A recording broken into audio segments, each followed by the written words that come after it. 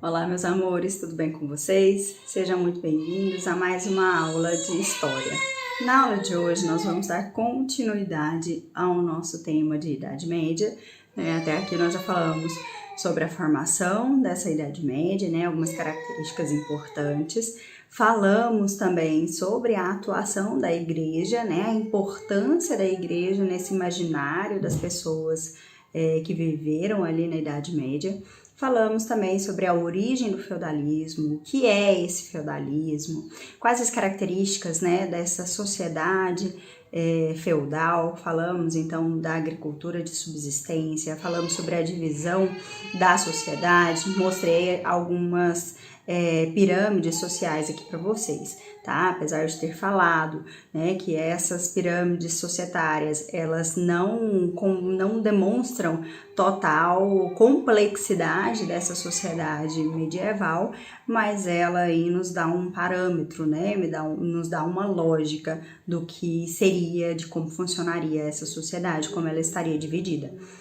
A última tabelinha, a última pirâmide que nós vimos na última aula da semana passada, foi exatamente essa daqui que eu vou mostrar para vocês novamente, e aí a gente vai partir da nossa aula deste ponto, tá bom? Não se esqueçam de fazer o relatório, tá? Agora nós já temos aí a plataforma, não sei se no momento em que vocês estiverem assistindo essa aula, de fato ela já vai estar em funcionamento, mas vocês já entraram na sala de aula, a gente já enviou os links para vocês, e muito provavelmente eu já vou conseguir inserir ali os documentos referentes às outras aulas para vocês anexarem os relatórios, para a gente poder dar o feedback para vocês, tá? De como está sendo esses relatórios, se está tudo certinho, se vocês precisam mudar alguma coisa. Mas qualquer dúvida de conteúdo ou do relatório, pode mandar mensagem lá no WhatsApp. Não tem necessidade de ser apenas no dia da nossa aula, tá bom? Que isso fique claro. Vocês podem me procurar em qualquer dia da semana, independente de ser quinta-feira, independente de ser no horário ali específico da nossa aula, E óbvio que levando em consideração até 5 horas da tarde de preferência, mas às vezes tem alguns casos de alunos que trabalham e que precisam desse suporte depois, não tem problema, só manda mensagem, às vezes tem um pouquinho de paciência depois do horário da escola que a gente responde, tá bom? Vamos aqui para nossa aula então e façam um relatório, beleza? O último slide que nós vimos, portanto, foi exatamente este daqui, que mostra essa sociedade sendo dividida de forma trinitária. O clero sendo responsável por aqueles que oram, e a função do clero é orar pela sociedade, a nobreza que é lutar, proteger e os servos trabalhar. Mais uma vez, eu quero deixar claro aqui a simplicidade dessa ordem, dessa pirâmide. Isso não significa que a sociedade era tão simples assim, beleza? Seguindo aqui na nossa apresentação, nós falamos, agora me falha a memória se nós chegamos a ver aqui esse slide na aula passada, quem eram os senhores, quem era essa nobreza, quem eram os senhores feudais. Os senhores feudais eram os nobres ou os clérigos, ou seja, os padres, ou os membros ligados à igreja. Quem eram esses senhores feudais? Quem eu vou chamar de senhor feudal nessa sociedade da Idade Média? São aqueles que possuem terra, que têm poder militar, que gozam de direitos senhoriais sobre a terra e os camponeses. São eles que cobram os impostos, recebem os impostos e aplicam a justiça. Os nobres, eles estão ligados à relação de vassalagem, de suzerania e vassalagem. Nós já comentamos sobre isso aqui nas aulas anteriores. Vamos reforçar porque é um fator muito importante para se entender a sociedade medieval. É a relação de suzerania e vassalagem, onde dois nobres, isso aqui é importante, onde dois nobres, apenas os nobres, não existe a relação de suzerania e vassalagem entre o senhor feudal e o servo, É uma relação diferente aqui nesse caso.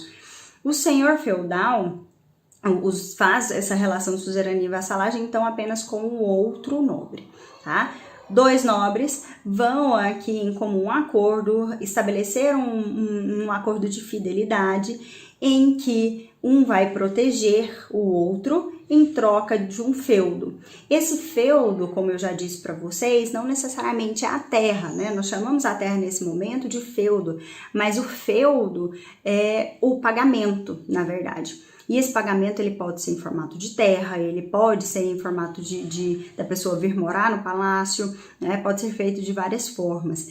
A mais comum, a mais conhecida é de fato o feudo terra. Tá? Fornecer a terra para aquela pessoa em troca da proteção. Olha só esse esqueminha aqui que eu coloquei para vocês para ficar bem claro essa relação de suzerania e vassalagem. Lembrando e frisando mais uma vez que era uma relação feita apenas entre os nobres. Eu friso sempre nesse ponto porque os alunos, eles permanecem errando isso, tá? Em provas, e eu sempre coloco isso em prova porque é muito importante o entendimento desse detalhe. E os alunos continuam errando. Então, por gentileza, anotem aí no relatório de vocês. Essa relação de suzerania e vassalagem acontecia apenas entre os nobres. Coloquem em destaque. Destaca aí com seu marca-texto, coloca coraçãozinho em volta dessa palavra, faz o que você quiser aí para chamar atenção para esse ponto, tá? Então, enquanto o vassalo oferecia, portanto, serviço militar e fidelidade ao suzerano, o suzerano ofereceria, então, proteção e concedia feudos. Como eu disse para vocês, pode ser terra, ou pode ser essa pessoa oferecer aí, esse nobre oferecer o castelo.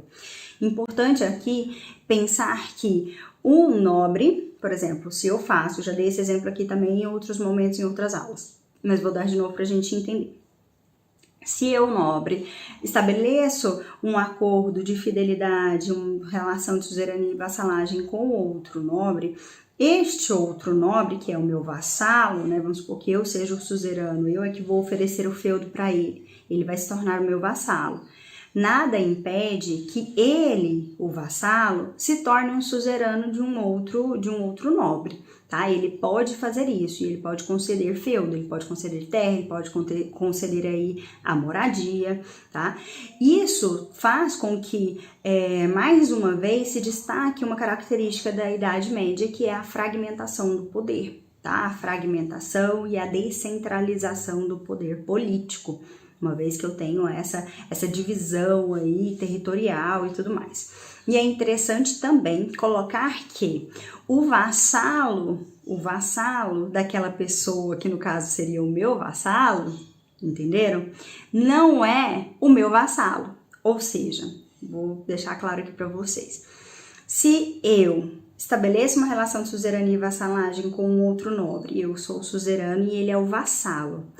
Este vassalo vai estabelecer uma relação de suzerania e vassalagem com outro nobre. Este outro nobre passa a ser o vassalo dessa pessoa, que é o suzerano deste. Mas esta pessoa aqui, que é o suzerano deste, é o meu vassalo, porque a gente fez um acordo lá inicial. Tá? Este vassalo aqui não deve fidelidade a este suzerano, ele está ligado a este. Tanto é que eu dei o exemplo aqui para vocês ali de Game of Thrones, né? E indiquei a primeira temporada para vocês entenderem isso, em relação, por exemplo, ali ao Ned Stark, que é vassalo do rei Robert, mas os vassalos os vassalos dos Starks não são vassalos do rei Robert, tá? Então, existe essa diferença, se atentem para isso, para essa complexidade, tá? Não é tão simples assim quanto parece. Seguindo aqui, então, eu trouxe para vocês uma narração de como funcionaria essa relação, essa cerimônia, né, de suzerania e vassalagem. Aconteceria numa cerimônia. Indiquei para vocês também o seriado, né, Outlander, que mostra também essa relação de suzerania e vassalagem. Em um dos episódios ali da primeira temporada, mostra os vassalos reafirmando a sua fidelidade perante ao senhor feudal deles ali naquele momento, tá? Então é interessante às vezes vocês assistirem esses seriados, aproveitar aí alguns finais de semana para assistir. Quem já assistiu pode até colocar aqui no comentário, né? Que já assistiu, que conhece a série, para eu poder ficar sabendo também, pra gente trazer mais exemplos, tá? Para vocês sobre esse assunto. Olha só, leia aqui comigo. Eis dois homens frente a frente. Se a gente tivesse em sala de aula, com toda certeza, eu ensinaria isso daqui para vocês. Vocês ficariam bravos comigo. Pelo menos os meninos ficariam bravos comigo, né? Os meninos que fazem o exemplo geralmente ficam assim, ei, professor, ei. Mas sem preconceito, hein, gente? Nessa época não existia isso, tá? Eis dois homens frente a frente. Um que quer servir, o outro que aceita ou deseja ser o chefe. O primeiro une as mãos e assim juntas, coloca-as nas mãos do segundo. Claro símbolo de submissão, cujo sentido, por vezes, era ainda acentuado pela genuflexão. Então, olha só, a pessoa se ajoelhava perante a outra, né? Eu que quero servir aquela outra pessoa, eu vou ser o vassalo daquele nobre, eu vou me ajoelhar diante dele e juntar as minhas mãos. Ele, né, em pé, e ali eu diante dele, né, ajoelhado, vem por cima das minhas mãos e faz isso. Então, aqui uma pessoa vem com a mão aqui embaixo, e a outra permanece com a mão aqui, o suzerano ficaria com a mão em cima dele.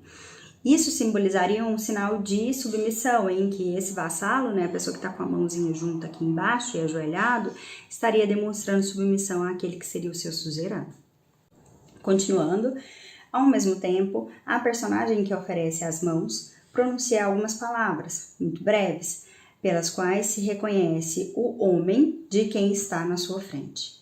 Depois, chefe e subordinado beijam-se na boca, símbolo de acordo e de amizade. De acordo e de amizade, viu, meninos? Não quero que vocês coloquem aqui conotação sexual ou homossexual, o que quer que seja, tá? Nesse momento, o beijo simboliza essa relação de fidelidade entre um e outro, fidelidade em relação a essa suzerania e vassalagem. Eram estes muito simples e, por isso mesmo, eminentemente adequados a impressionar espíritos tão sensíveis às coisas vistas. Os gestos que serviam para estabelecer um dos vínculos mais fortes que a época feudal conheceu.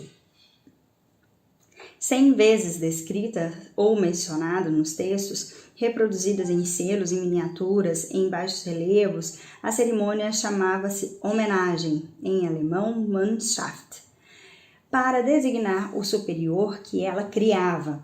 Não existiam outros termos além do nome, muito geral, de senhor. Muitas vezes, com mais precisão, o seu homem de boca e de mãos. Mas empregavam-se também palavras mais especificadas, vassalo, ou até aos começos do século XII, pelo menos commandé, recomendado. Essa é uma citação de um historiador muito importante, um historiador que estuda, né, a sociedade feudal, chamado Mark Bloch. Então aqui nós temos uma narração do que seria esse ritual, essa cerimônia de estabelecimento de uma suzerania e vassalagem, tá bom? Passando aqui, um outro setor dessa população, dessa sociedade feudal, são os camponeses.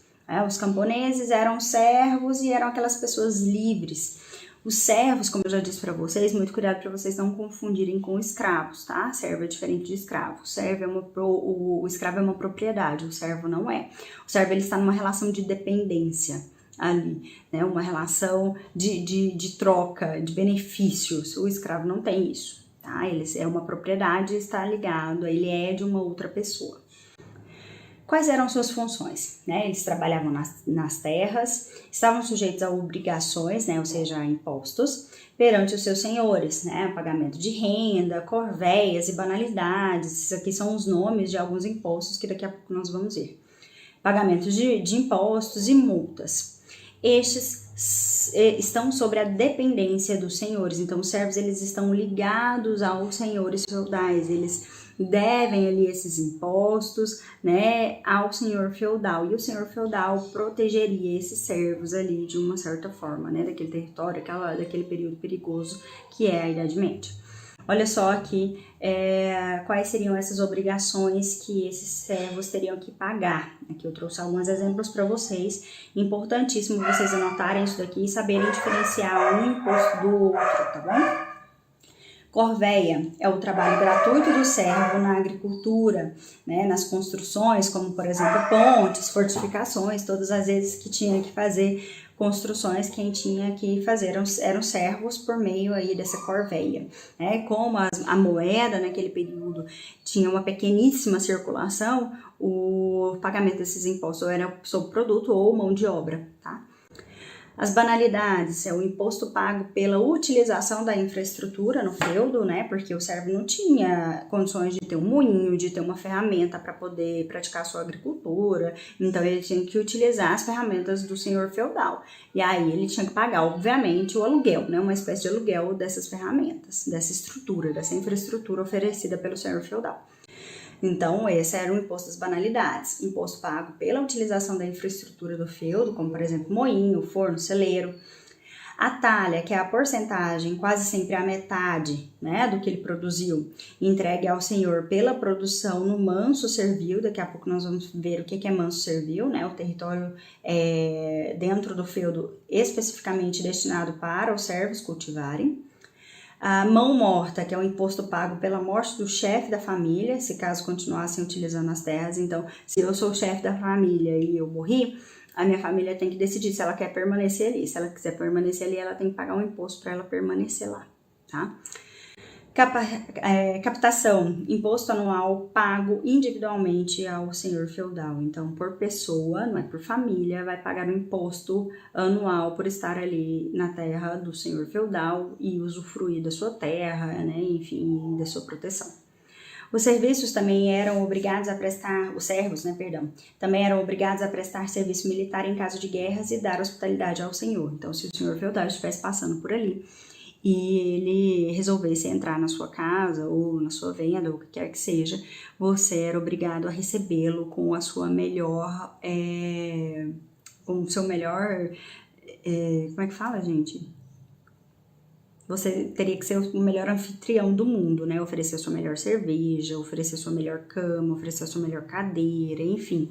Você tinha que ser uma excelente pessoa, um excelente anfitrião ao receber esse senhor feudal, tá bom?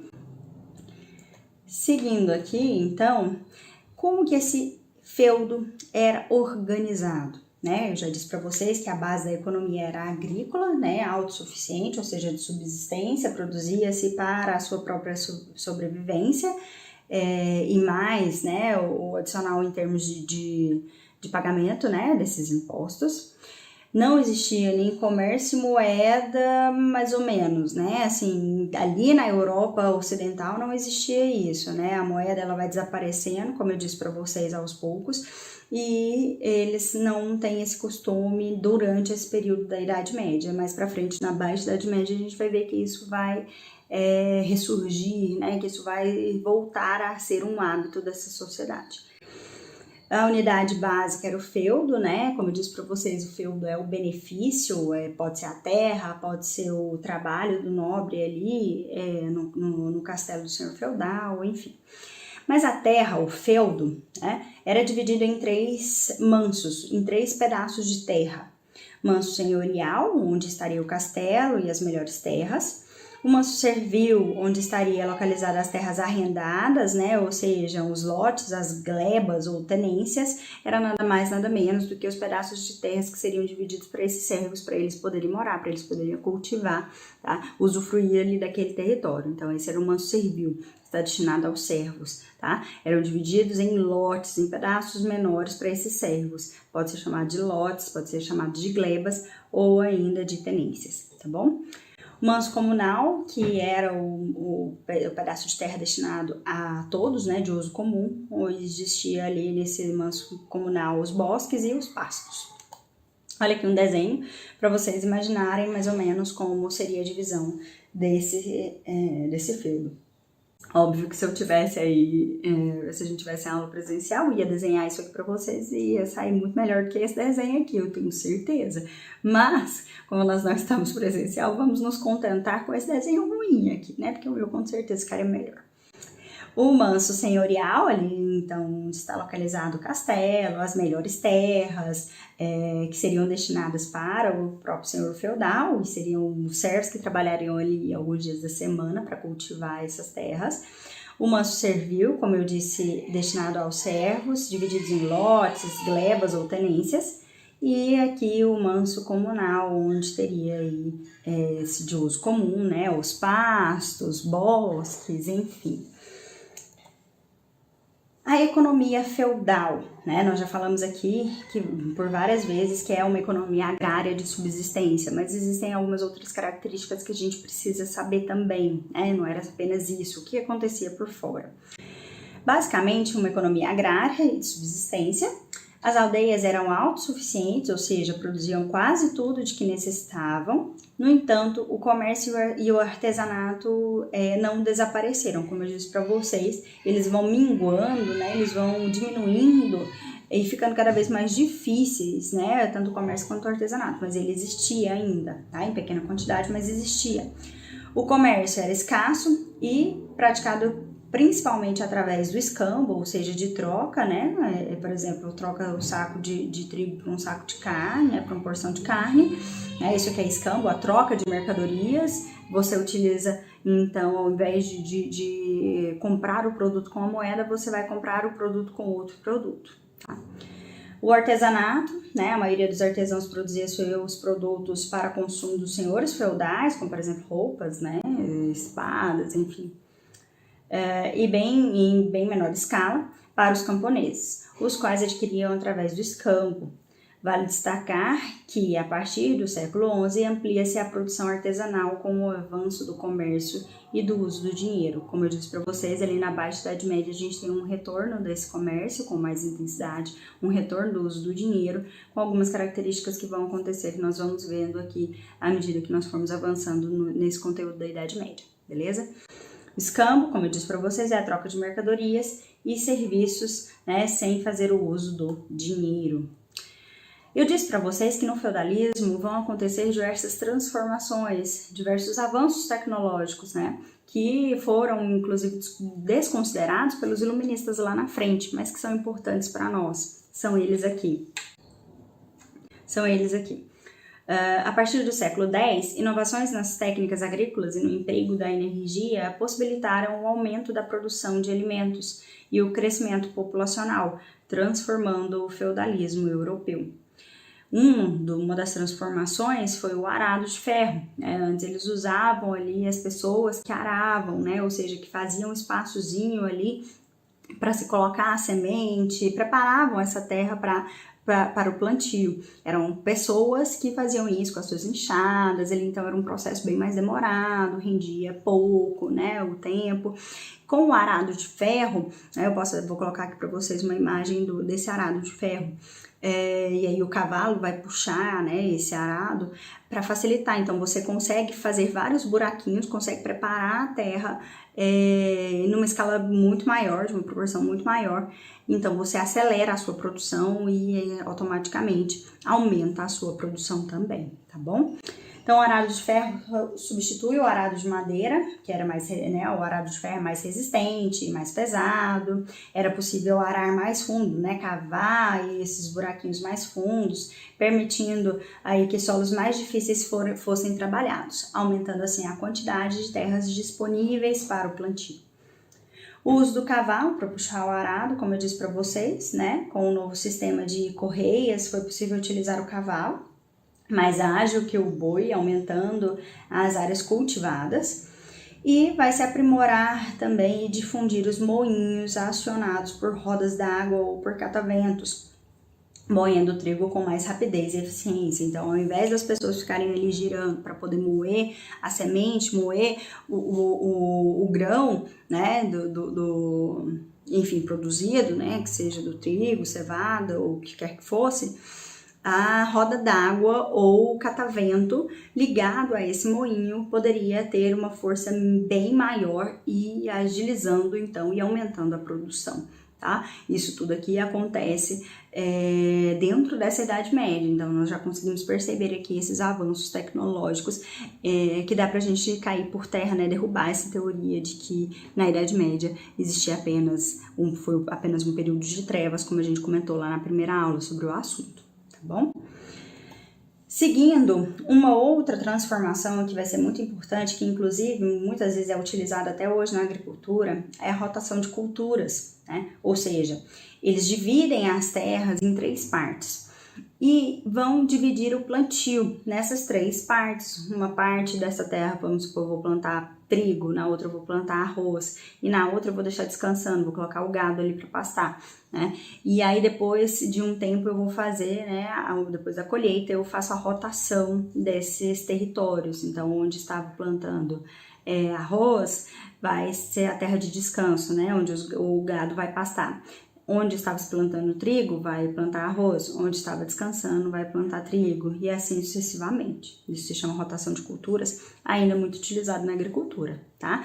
Para poder recuperar a terra, para poder aumentar a produção, eles fazem isso.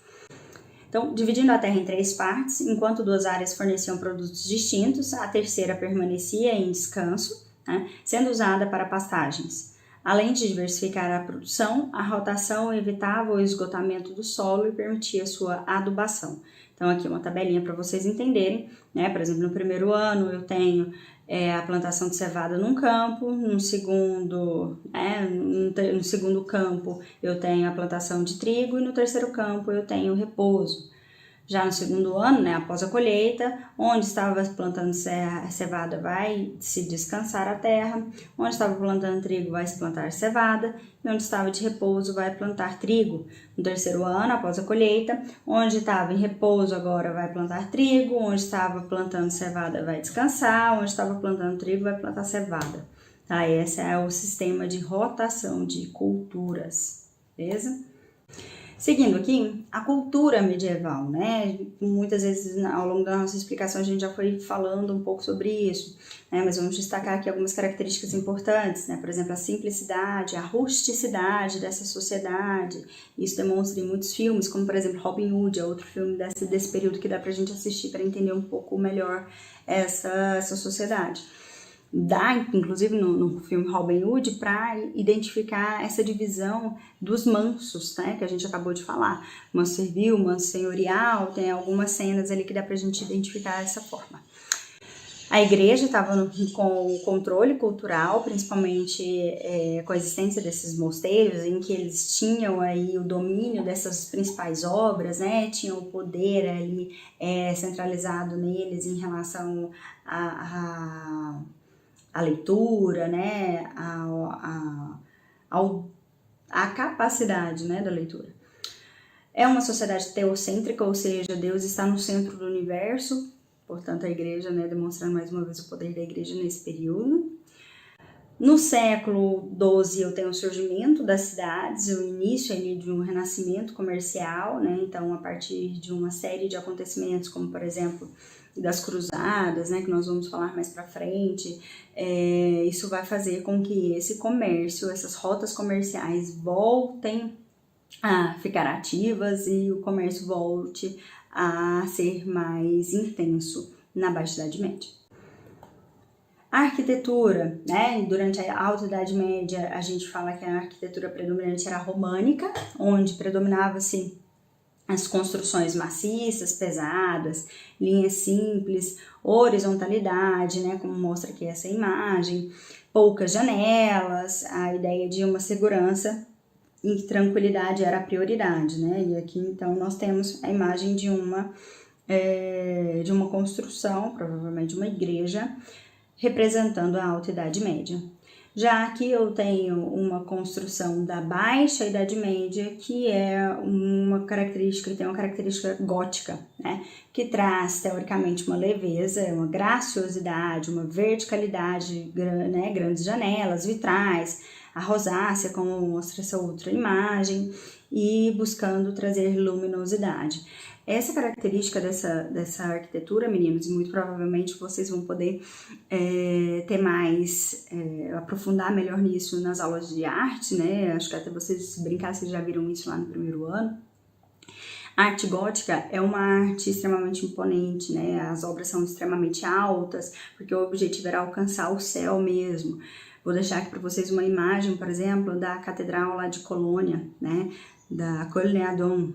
É simplesmente maravilhosa, enorme, muito imponente. A gente sente uma formiguinha perto dela, e esse é um objetivo dessa arte gótica, né? Mostrar aí essa força, principalmente ali da igreja, essa força da igreja perante essas pessoas, tá? Na aula de hoje a gente para por aqui, então. Espero que vocês tenham entendido, tá? Não se esqueçam aí de finalizar o nosso relatório e anexar lá na nossa plataforma se ela já estiver funcionando. Se não, você guarda aí para depois anexar por lá, tá? Qualquer dúvida, estou disponível lá no WhatsApp pra gente conversar.